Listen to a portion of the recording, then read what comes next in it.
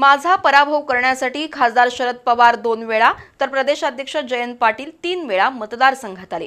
खासदार सुप्रिया सुळे, अमोल कोल्हे, आमदार रोहित पवार यांनीही सभा घेतल्या, तर विरोधी उमेदवार मला ईडीत अडकवून स्वतः आमदार होण्याचा प्रयत्न करत होते। पण मतदारांनी माझ्यावर पुन्हा एकदा विश्वास दाखवून सलग 6व्यांदा संधी दिली आहे। या निवडणुकीत भगिनींचा अंडरकरंट मोठा होता, अशी प्रतिक्रिया हसन मुश्रीफ यांनी प्रसारमाध्यमांशी बोलताना व्यक्त केली। कागल विधानसभा मतदारसंघातून हसन मुश्रीफ यांनी 6व्यांदा विजय मिळवला। मतमोजणीच्या पहिल्या काही फेऱ्यांनंतर मुश्रीफांची आघाडी वाढत गेली, त्यामुळे मुश्रीफ यांच्या गटात आनंदाचं वातावरण निर्माण झालं। विजय दिसू लागताच कागलमध्ये कार्यकर्त्यांनी जल्लोष करण्यास सुरुवात केली। तसंच सोशल मीडियावर मंत्री मुश्रीफ यांच्या विजयाच्या पोस्ट व्हायरल होऊ लागल्या। विजय निश्चित झाल्याची खात्री झाल्यानंतर नामदार हसन मुश्रीफ यांनी मतमोजणी ठिकाणी हजेरी लावली। त्यावेळी कार्यकर्त्यांनी त्यांना खांद्यावर घेऊन विजयाच्या घोषणा दिल्या।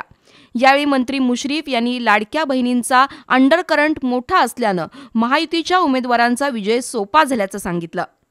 अंडरकरंट किती होता या भगिनींचा? आम्ही ज्या सभेला जात होतो तर 70% महिलाच असायच्या उपस्थित, आणि माझ्या कार्यकर्ते म्हणायचे साहेब इतके खुश असायच्या आणि इतका पॉझिटिव्ह रिस्पॉन्स द्यायचा, त्यावेळेचा फार मोठा परिणाम झाला। फार मोठा म्हणजे फार मोठा नाही, महायुती येणारच होती, वास्तविक हा फॅक्टर होताच। त्याशिवाय ज्या पद्धतीने प्रत्येक पक्षाने आपापले उमेदवार दिले, ज्या पद्धतीने ते रणनीती आखली, त्याप्रमाणे या 10 उमेदवारांचा विजय झालेला आहे। यावेळी माजी खासदार प्राध्यापक संजय मंडलिक, माजी आमदार संजय बाबा घाटगे यांनी हसन मुश्रीफ यांना शुभेच्छा दिल्या। विजयानंतर नामदार हसन मुश्रीफ यांच्या कार्यकर्त्यांनी विजयी मिरवणूक काढली। फुलांनी सजवलेल्या जीपमध्ये मुश्रीफ यांच्यासह युवराज पाटील, भैया माने, प्रकाश गाडेकर, भूषण पाटील यांच्यासह प्रमुख कार्यकर्ते होते।